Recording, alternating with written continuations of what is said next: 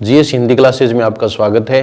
सबसे पहले तो आपको सभी को बधाई कि राजस्थान शिक्षा विभाग में वैकेंसीज की शुरुआत नई सरकार ने नई साल में शुरू कर दी है।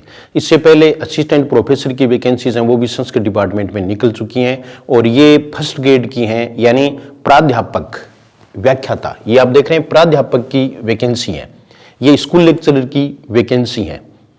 ये दो विभाग हैं, एक सामान्य शिक्षा विभाग है, उसकी वैकेंसीज आने का ये एक इंडिकेशन है। ये सबसे बड़ी जो बात इसमें है वो ये है कि वो वैकेंसी भी जल्दी आ सकती हैं, इसलिए हमें तैयारी शुरू कर देनी चाहिए, हमें तैयार रहना चाहिए।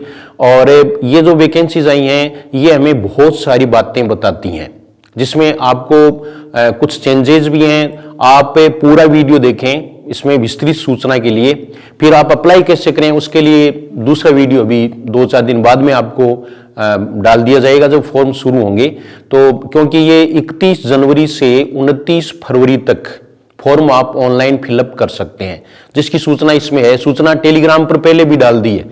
एक समस्या ये भी रहती है कि कुछ है वो टेलीग्राम से जुड़े हुए नहीं है, तो वो टेलीग्राम से जुड़ लें। जीएस हिंदी क्लासेज टेलीग्राम का नाम है, उससे आप जुड़ जाएं तो कोई भी वैकेंसी संबंधी कोई समाचार है या कोई भी यानी आपको अपडेट्स मिलते रहेंगे। तो ये बात हो गई। तो मैं आपको ये बताना चाहता हूं कि गणतंत्र दिवस जो कल है उस पर आपको मैं बधाई भी देना चाहता हूं। और ये भी मैं आपको बताना चाहता हूं कि ये हमारे ऐप ने, घनश्याम पारिक सर, हमारा क्या आपका ही ऐप है, इस पर 10% ऑफ भी हमने दे दिया। पहले भी हमने 40% ऑफ कर रखा है, तो टोटल मिलाकर के 50% ऑफ हो गया। तो 10% ऑफ जो अब चल रही हैं उसमें आप देख लें, ऐप डाउनलोड कर लें घनश्याम पारिक सर, उसमें जो भी डेमो वीडियोज हैं वो आप देख लें और अब विस्तृत रूप से इस विज्ञप्ति के बारे में सुन लें, क्योंकि पहली विज्ञप्ति है, हमें चाव होना चाहिए। बल्कि कईयों के ये है कि इसमें तो वैकेंसीज बहुत कम है और बहुत कम वैकेंसीज मैं अप्लाई करूं या नहीं करूं। मेरे पास कई कैंडिडेट्स हैं, उनके फोन आए तब मैंने वीडियो बनाने की सोची कि भाई इसकी जरूरत है। तो आपको बिल्कुल भी कंफ्यूजन में नहीं रहना है, मैं सारी बातें आपको बता देता हूं। एज रिलैक्सेशन के बारे में बात बताऊंगा और इसके अलावा इसकी जो क्वालिफिकेशन है और जो सामान्य शिक्षा वाली क्वालिफिकेशन है उसमें अंतर क्या है ये भी मैं आपको बताऊंगा। कुछ है वो ये है कि हमारे बीए में सब्जेक्ट नहीं है, या मैं बीएससी हूं फिर एमए किया है तो क्या मैं परीक्षा दे सकती हूं या दे सकता हूं, तो वो सब बातें आपको इसमें बताई जाएंगी। इसमें जो इंपॉर्टेंट चीज है वो भी आपको बताई जाएगी। तो सबसे पहले तो ये है कि स्कूल लेक्चरर की वैकेंसीज हैं और संस्कृत डिपार्टमेंट की वैकेंसीज हैं, ठीक है। इसमें कुल पोस्ट है वो 52 है। ये देखो 52 पोस्ट है, ये 52, ठीक है। इसमें से सबसे ज्यादा पोस्ट है वो 17 हिंदी की है, दूसरे नंबर पर अंग्रेजी है। 17 पोस्ट सबसे ज्यादा हिंदी की पोस्ट है। ये हिंदी के विषय के विद्यार्थी हैं या जो उससे परीक्षा देंगे उनके लिए बहुत ही सुखद है, यानी हम परीक्षा देने लायक हैं इनमें, क्योंकि कुछ जो सब्जेक्ट है उनमें एक ही पोस्ट है, कुछ कैटेगरी में पोस्ट ही नहीं है। लेकिन यहां आप देख रहे हैं कि जो कैटेगरीज हैं उनमें पोस्ट हैं, एमबीसी को छोड़ करके सब में है हिंदी की पोस्ट है। और एमबीसी वाले वो ये सोचें कि भाई एमबीसी, कईयों का ये कंफ्यूजन रहता है कि एमबीसी की पोस्ट ही नहीं है तो हम फॉर्म भरेंगे या नहीं भरें। तो एमबीसी पोस्ट नहीं है तो जनरल वाली पोस्ट तो सबकी है, ये पोस्ट है वो सबकी होती है। ये 6 पोस्ट है वो सबकी है, चाहे वो महिला है, चाहे वो पुरुष है, चाहे वो किसी भी कैटेगरी से बिलोंग करता है। तो ये संस्कृत डिपार्टमेंट में वैकेंसीज हैं वो निकल चुकी हैं। ये वैकेंसी हमें एक इंडिकेशन देती है, और वो क्या कि कुछ ये करने लगे थे, यानी कि अभी तो लोकसभा के चुनाव है, उससे पहले कोई वैकेंसी वो रिलीज होना बहुत मुश्किल है, तो वैकेंसीज रिलीज हो जाएंगी। ये इससे हमें इस बात का पता चला है कि ये वैकेंसीज हैं वो रिलीज हो रही हैं। और अब ये देखो आगे कि आगे इसमें क्या है, थोड़े से परिवर्तन के बाद, यानी थोड़ा सा परिवर्तन है, तो इसमें आपको ये देखना है कि पाठ्यक्रम क्या रहेगा। तो पाठ्यक्रम है वो लगभग वही है जो पहले वाला था, यानी इसके जो मार्किंग अभी मैं आपको दिखाऊंगा, तो मैं आपको विज्ञप्ति में दिखा देता हूं, विज्ञप्ति में सारी चीजें वो दिखा देता हूं। ये देखो, आप यकीन नहीं करेंगे, एक बार एक ही पोस्ट थी और उसमें भी यहां से सिलेक्शन हुआ था। संस्कृत डिपार्टमेंट में एक ही पोस्ट थी, उसमें इंटरव्यू होते थे, 3 में सिलेक्ट होना, फिर 1 में सिलेक्ट होना। तो पोस्ट है वो तो एक ही बहुत है, यानी आपको तैयारी में जुट जाना चाहिए। फिर हमें तो क्या है कि जैसे कहते हैं ना, आम के आम गुठलियों के दाम, इसकी तैयारी तो हो रही है। साथ साथ में सामान्य शिक्षा विभाग में जहां काफी अच्छी वैकेंसी आने की संभावना है, तो वो भी तैयारी वो साथ में हो रही है। आप ढीले नहीं बैठे रहें, मेरा कहने का मतलब ये है। तो इसमें आप देखिए कि ये सारी चीजें हो गई, ये पोस्ट आपने इसमें देख ली। अब इसके बाद में देखो आयु सीमा, तो आयु सीमा है वो 21 वर्ष न्यूनतम होनी चाहिए। एक साथ ये देखो 1/7/2024 को, और 21 वर्ष और अधिकतम 40 वर्ष, ये सामान्य जो पुरुष हैं उनके लिए है ये एज। इसके बाद में महिला के लिए देखो छूट दे रखी है कि अति पिछड़ा वर्ग आर्थिक रूप ईडब्ल्यूएस कोई सा भी हो, उसमें 5 वर्ष की छूट है, वो सबको दे है पुरुष सहित। तो ये 45 वर्ष हो गई, ठीक है, ये रिजर्व कैटेगरी में। और अनुसूचित जाति जनजाति यानी इसमें महिला जो है इसको 10 वर्ष की छूट है। कहने का मतलब है कि महिला है वो 50 वर्ष तक, इसमें 50 वर्ष तक वो परीक्षा दे सकती है कैटेगरी में, कैटेगरी में वो परीक्षा दे सकती है। और सामान्य वर्ग की महिला है वो 45 वर्ष तक, ये महिला की बात है। और सामान्य पुरुष है वो 40 वर्ष तक, ठीक है। और ये कैटेगरी वाले हैं वो पुरुषों के लिए भी ये 45 वर्ष। ये कईयों को कंफ्यूजन रहता है कि मैं परीक्षा दे सकता हूं या नहीं दे सकता हूं, तो ये आपको बता दिया है। विधवा और तलाकशुदा है उनके लिए अधिकतम आयु सीमा नहीं है, लेकिन 60 वर्ष तो है ही, क्योंकि 60 वर्ष में रिटायर हो जाते हैं तो 60 वर्ष तो हुई। फिर आगे देखो कि इसमें छूट भी दी गई है थोड़ी, जैसे वैकेंसी थोड़ी डिले हुई और हुई तो उसमें इन्होंने 1 वर्ष और 3 वर्ष है उसकी छूट दी है। 1 वर्ष की छूट दी है और 3 वर्ष की छूट दी है। तो कहने मतलब 1 वर्ष की इसमें और छूट दी जाती है। तो सामान्य जो पुरुष है वो 41 वर्ष तक अगर उसकी आयु है सामान्य पुरुष की, तो वो परीक्षा दे सकता है। और रिजर्व कैटेगरी में 46 वर्ष तक भी दे सकता है। महिला है वो 51 वर्ष तक रिजर्व कैटेगरी में परीक्षा दे सकेंगी। लेकिन ये तो आप पढ़ लेंगे, पढ़ना तो हमें आता ही है और उसके अनुसार हो जाएगा।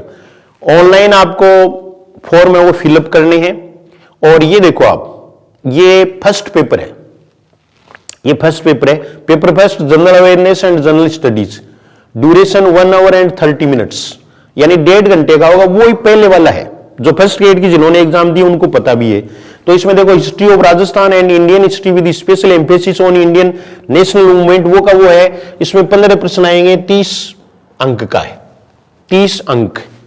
ये मैं पूरा बता देता हूं आपको, कईयों को कंफ्यूजन है। कोई भी चेंज अब तक के पाठ्यक्रम में नहीं है, लेकिन पाठ्यक्रम में चेंज हो सकता है। अभी इन्होंने किया है कि नया पाठ्यक्रम है वो जल्द ही जारी कर दिया जाएगा। वो जो पाठ्यक्रम है वही स्कूल शिक्षा का होगा, क्योंकि आज तक ये ट्रेडिशन रहा है कि दोनों का पाठ्यक्रम एक जैसा ही रहा है। बस इसमें एक क्वालिफिकेशन को लेकर के थोड़ी सी दिक्कत है जो आगे आ रही है, कि उसमें थोड़ा सा एक डिफरेंस है। मेंटल एबिलिटी टेस्ट ये देखो 20 प्रश्न, जिसमें इंग्लिश और हिंदी भी शामिल है। तो ये लगभग 4-5 प्रश्न आते हैं। जैसे मेंटल एबिलिटी के 5 आगे, 5 मैथमेटिक्स के आगे, 5 हिंदी के आगे, 5 इंग्लिश के आगे। तो ऐसे ये 20 प्रश्न है, 40 अंक होंगे। और करंट अफेयर्स है इसके 10 प्रश्न होंगे। General science, Indian polity, geography of Rajasthan, ये जो है वो 15 प्रश्न, ये 30 अंक हो गए। और जो एजुकेशन मैनेजमेंट है, education scenario in Rajasthan, right of education act 2009, ये पूरे के पूरे यानी मैनेजमेंट जिसको हम कहते हैं, तो वो 15 प्रश्न आ रहे हैं। स्ट्रेटेजी के बारे में मैं बाद में आपको विस्तृत रूप से बताऊंगा, फिलहाल तो मोटे रूप से आप ये देख लें। और फिर देखो सब्जेक्ट वाला पेपर जो सेकंड पेपर के रूप में होता है, तो सेकंड पेपर के रूप में ये देखो नंबर ऑफ क्वेश्चंस वही हैं। नॉलेज ऑफ सब्जेक्ट ये देखो ये 55 क्वेश्चन आएंगे। ये उपाध्याय लेवल का है, तो इसमें आप आगे देखो उपाध्याय वाले तो संस्कृत वाले ध्यान रखेंगे, और जो जनरल सब्जेक्ट वाले हैं वो ये ध्यान रखें कि सीनियर तक का जो है उसमें 55 प्रश्न आएंगे, यानी 110 नंबर का सीनियर तक का है, ठीक है। और इसके बाद में दूसरा है वो भी 55 का ही, 110 नंबर यानी ग्रेजुएशन लेवल का। और ये दूसरा जो पीजी लेवल का है उसके 20 अंक हैं, 10 प्रश्न है। और एजुकेशन साइकोलॉजी है वो इसमें सब्जेक्ट के साथ ही शामिल है, उसमें 30 प्रश्न है। साइकोलॉजी भी इंपॉर्टेंट है और ये 60 अंक की है, यहां मैं आपको साइकोलॉजी के बारे में बता दूं कि साइकोलॉजी का कोर्स है वो भी घनश्याम पारिक सर ऐप उस पर उपलब्ध है। कुछ है ना वो पुराना ऐप डाउनलोड कर लेते हैं जीएस हिंदी क्लासेस और फिर ये करते हैं कि भाई हमें तो इसमें कुछ दिखाई नहीं दिया डेमो वीडियो, तो वहां नहीं है, बल्कि आप घनश्याम पारिक सर ऐप है वो देखें तो अशोक पारिक सर द्वारा जो कोर्स है इसमें लाइव रिकॉर्डेड है, तो वो इसमें आपको मिलेगा, वहां भी आप डेमो वीडियोस देख सकते हैं। तो ये अपना बीच में ऐप का भी हो गया और अभी छूट भी है 10%, यानी बहुत कम रीजनेबल रेट में आपको मिल रहा है, तो आप ऐसा कर सकते हैं और अपनी पढ़ाई वो शुरू कर सकते हैं। जो भी चेंज होगा सिलेबस में वो जितना संभव, जितना जल्दी संभव होगा उतना जल्दी ही उसमें वीडियोस हैं वो डाल दिए जाएंगे। और मैं एक आपको और भी सूचना इसमें दूंगा कि इस बार जो ऐप है उसमें परीक्षा की तिथि आ जाए उससे पहले और जो है वो पूरा रिवीजन शॉर्टली करवाया जाएगा, जिसमें प्रश्नों जिनमें से प्रश्न आने की संभावना की, पिछली बार भी ऐसा करवाया था तो काफी फायदा हुआ था। और टेस्ट सीरीज भी जल्दी शुरू की जा सकती है, अब जल्दी शुरू कर देंगे टेस्ट सीरीज भी, तो टेस्ट सीरीज की बहुत डिमांड आ रही है क्योंकि टेस्ट सीरीज का पिछली बार बहुत ज्यादा फायदा हुआ है। कबीर टेस्ट सीरीज जो फर्स्ट ग्रेड के लिए चली थी वो काफी पॉपुलर रही और आप सभी का साथ रहा, सभी ने उसका काफी सम्मान किया, अच्छे अच्छे कमेंट्स भी किए हैं और फायदा भी हुआ। कईयों ने यहां तक कह दिया कि केवल टेस्ट सीरीज की बदौलत हमारा सिलेक्शन हुआ, तो अच्छी रैंक आई। तो ये सब चीजें इसमें हैं। अब आगे देखो आप, ये सारा हो गया। अब आपको अप्लाई करने वाला है वो आपको मैं बाद में बता दूंगा। अब इसमें देखो एक दो चीजें इसमें और आपको देखनी है, और वो देखो कि इसमें पीजी में 48% मार्क्स होने जरूरी है, वो आप इसमें पढ़ लेना। कितने? 48%, जबकि सामान्य शिक्षा में यह शर्त लागू नहीं है। एक बार फिर से सुन लें, सामान्य स्कूल व्याख्याता और संस्कृत डिपार्टमेंट का जो स्कूल व्याख्याता है उसमें केवल ये अंतर है, इसमें आपको पीजी में यानी एमए में 48% अंक होने आवश्यक हैं और आपकी बीएड होनी आवश्यक है। बीएड में कोई परसेंटेज लागू नहीं है। प्लस से बीए में यानी बीएससी में चाहे बीकॉम है आप, उसके बाद में आपने हिंदी में एमए किया है, तो उसमें कोई शर्त नहीं है आपके चाहे कोई सब्जेक्ट उसमें है या नहीं है, केवल पीजी वाला सब्जेक्ट होना चाहिए और उसमें 48% है वो मार्क्स होने चाहिए। एक कुछ है जो अभी बीएड कर रहे हैं, जैसे अभी उनका सेकंड ईयर चल रहा है बीएड का, या फिर बीएड तो उन्होंने पहले कर ली, एमए फाइनल चल रहा है, तो वो भी इसके लिए योग्य है। केवल परीक्षा से पहले उनका रिजल्ट आना चाहिए। ये बड़ा कंफ्यूजन है कि परीक्षा से पहले रिजल्ट आना चाहिए या उस रिजल्ट से पहले आना चाहिए, तो परीक्षा तिथि से पहले, इसमें साफ लिखा है परीक्षा तिथि से पहले रिजल्ट है वो आना चाहिए। इस बात को आपको ध्यान में रखना पड़ेगा, ठीक है। तो ये इसमें है। अब एक समस्या और रहेगी और वो ये रहेगी कि संभावित तिथि क्या हो सकती है। तो संभावित तिथि इसमें है कि संभावित तिथि वो बाद में बताई जाएगी, लेकिन हम ये मानकर चल सकते हैं कि शायद 6-7 महीने आपको तैयारी के लिए मिल जाएंगे। ये पर्याप्त समय है, बहुत ज्यादा टाइम भी नहीं मिलना चाहिए और आप अभी से वो तैयारी शुरू कर दें। अगर आप ऑनलाइन घर बैठे पढ़ना चाहते हैं तो आपके पास ये ऑप्शन है वो ठीक है, ये खराब ऑप्शन नहीं है, मैं आपको सच कह रहा हूं। यानी सबने जो है वो यही कहा है कि हम पूरी तरह से सेटिस्फाइड हैं इससे, और आप तैयारी करते रहें। और उसमें मुख्य बातें कौन सी होंगी, ऐप में क्या खास है, इसके लिए भी एक दिन मैं आपको बताऊंगा। तो ये देखो वैकेंसीज के बारे में सूचना है आपको। आप अगर इसके लिए अर्हता रखते हैं तो निश्चित रूप से आप ये परीक्षा इसके लिए अप्लाई करें और तैयारी शुरू कर दें। आपकी वो फर्स्ट ग्रेड वाली परीक्षा है वो भी, उसमें भी हेल्पफुल है, असिस्टेंट प्रोफेसर है उसमें भी हेल्पफुल है। यानी तैयारी जैसे सब्जेक्ट की तैयारी होती है वो एक जैसी होती है। हिंदी है वो बहुत ज्यादा अलग हर परीक्षा में नहीं है। पाठ्यक्रम जारी हो जाएगा, उससे हमें एक राय और मिलेगी कि फर्स्ट ग्रेड का अपना सामान्य स्कूल शिक्षा वाला जो है मेन भर्ती है, तो उसमें भी पाठ्यक्रम क्या होगा वो भी हमें पता चल जाएगा। तो ये सारी जो बातें हैं वो आपको ध्यान में रखनी है। और वो आपने ट्रेंड देख लिया, देखो ये 300 अंक का पहला पेपर होगा, 3 घंटे आपको मिलेंगे, 10 मिनट एक्स्ट्रा आपको दिए जाएंगे। और इसमें देखो एक आपको और ओमार के बारे में सूचना है वो आपको ध्यान में रखनी है। वो ये कि इस बार 5 विकल्प होंगे। देखो इन्होंने उल्लेख कर दिया, पहले वाली जो परीक्षा है उनमें था नहीं उल्लेख, तो ये प्रश्न उठा था। तो इसमें देखो 5 विकल्प होंगे, 4 ऑप्शन के स्थान पर 5 ऑप्शन होंगे, और 5 ऑप्शन होंगे। उसमें आपको ये ध्यान रखना है कि आपको जरूर भरना है कोई एक ऑप्शन, ये नहीं है कि सब में आप 5वां भरेंगे। ये देखो, if you are not attempting a question then you have to darken the circle 5, और if none of the 5 circles is darkened 1/3 part of the marks of question shall be deducted. अगर आपने कोई भी प्रश्न है वो खाली छोड़ दिया तो वो आपका गलत प्रश्न माना जाएगा, और 1/3 जो माइनस मार्किंग है वो आप यानी आपको लॉस होगा। और अगर ऐसा कुल क्वेश्चंस हैं, जैसे मान लीजिए हिंदी वाले पेपर में यानी सेकंड पेपर में 150 प्रश्न है, और अगर आपने 15 प्रश्न या उससे अधिक प्रश्न खाली छोड़ दिए, पहले हम छोड़ते थे, नहीं आते थे वो छोड़ते थे माइनस मार्किंग के चक्कर में, वो अगर छोड़ दिए तो आप परीक्षा से आउट हैं। ये 5वें विकल्प की बात है। तो अब जो भी आप अभ्यास करें 5 विकल्पों से भी करेंगे, 5 विकल्प से आप अभ्यास करें। जो टेस्ट सीरीज है उसमें भी हम आपको 5 विकल्प देंगे।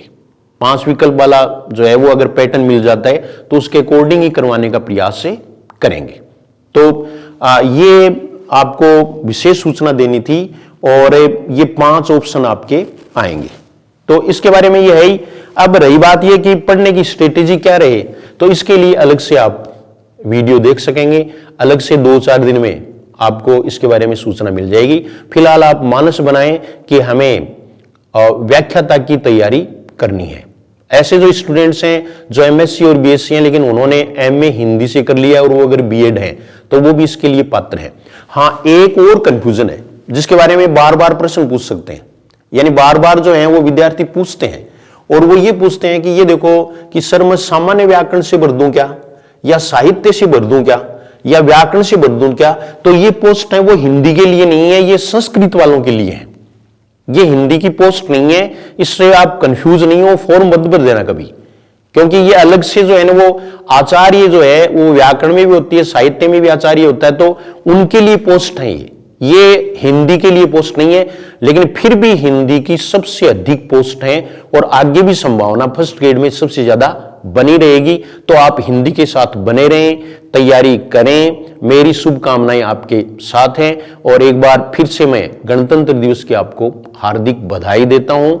आप अभी से तैयारी में जुट जाएं। धन्यवाद।